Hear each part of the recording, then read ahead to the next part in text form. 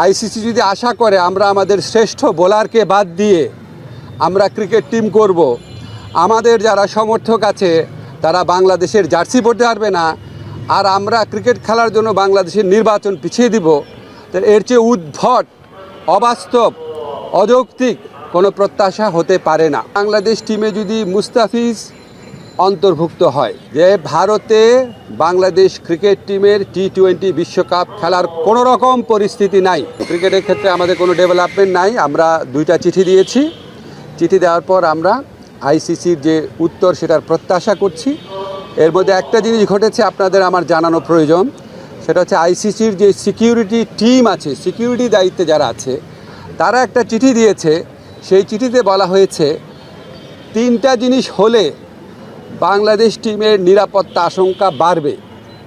একটা হচ্ছে বাংলাদেশ টিমে যদি মুস্তাফিজ অন্তর্ভুক্ত হয়, 2 হচ্ছে বাংলাদেশ যে দলের যে সমর্থকরা আছে ওনারা যদি বাংলাদেশের জাতীয় যে জার্সি আছে, আমাদের ন্যাশনাল জার্সি আছে, এটা পরে যদি ঘোরাফেরা করে।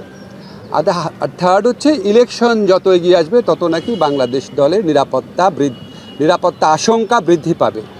তো আইসিসি সিকিউরিটি টিমের এই বক্তব্য সন্দেহাতীতভাবে প্রমাণ করেছে যে ভারতে বাংলাদেশ ক্রিকেট টিমের টি-20 বিশ্বকাপ খেলার কোনো রকম পরিস্থিতি নাই। আইসিসি যদি আশা করে আমরা আমাদের শ্রেষ্ঠ বোলারকে বাদ দিয়ে আমরা ক্রিকেট টিম করব, আমাদের যারা সমর্থক আছে তারা বাংলাদেশের জার্সি পরতে পারবে না, আর আমরা ক্রিকেট খেলার জন্য বাংলাদেশের নির্বাচন পিছিয়ে দিব, এর চেয়ে উদ্ভট, অবাস্তব, অযৌক্তিক কোনো প্রত্যাশা হতে পারে না। আমরা মনে করি ভারতে যে উগ্র সাম্প্রদায়িক পরিস্থিতি বিরাজ করছে এবং বাংলাদেশ বিদ্বেষী যে পরিবেশ বিরাজ করছে, বিশেষ করে গত 16 মাস ধরে বাংলাদেশ বিদ্বেষী যে অব্যাহত ক্যাম্পেইন চলেছে, এটার প্রেক্ষিতে বাংলাদেশের পক্ষে ভারতে ক্রিকেট খেলা অসম্ভব ব্যাপারে পরিণত হয়েছে। মুস্তাফিজের পর্ব এবং এরপরে আপনাদের যে চিঠির কথা বললাম সেটার মাধ্যমে এটা সন্দেহাতীতভাবে প্রমাণিত হয়েছে। আমরা মনে করি ক্রিকেট খেলার উপর কারো কোনো মনোপলি থাকা উচিত না। বাজার ব্যবস্থাপনার ভিত্তিতে একটা খেলার সম্পূর্ণ বা একটা টুর্নামেন্টের ভাগ্য নির্ধারিত হতে পারে না। আইসিসি যদি সত্যি গ্লোবাল অর্গানাইজেশন হয়ে থাকে, আর আইসিসি যদি ভারতের কথায় উঠে আর না বসে, তাহলে অবশ্যই আমাদের টি-20 বিশ্বকাপে খেলার সুযোগ শ্রীলঙ্কাতে দেওয়া উচিত। এই প্রশ্নে আমরা কোনো রকম নতি স্বীকার করব না। 2টা ভেন্যু তো ইন্ডিয়াতে, আর জিজ্ঞেস করছেন কেন? আমি তো বললাম ইন্ডিয়া মানে তো ইন্ডিয়াই। ইন্ডিয়াতে কি আপনি মানে আমরা ইন্ডিয়ার কথা বলছি, আমরা তো কলকাতা বলি নাই।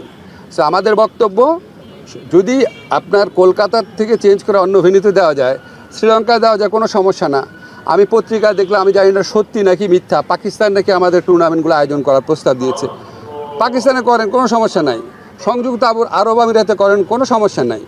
কিন্তু যেখানে আমাদের দলের একটা প্লেয়ারকে খেলার পরিবেশ নাই, এই উগ্র সাম্প্রদায়িক শক্তির কাছে মাথা নত করে ভারতের জাতীয় ক্রিকেট বোর্ড, ন্যাশনাল একটা অথরিটি, তারা যখন বলে তাকে এখানে খেলা না হোক, এর চেয়ে বড় প্রমাণ আর কি আছে আইসিসির সামনে? বুঝলাম না।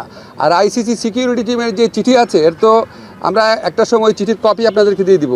এটা তো সন্দেহাতীতভাবে প্রমাণ করে যে আমাদের ওখানে খেলার পরিবেশ নাই, ভারতের কোনো জায়গাতে খেলার পরিবেশ।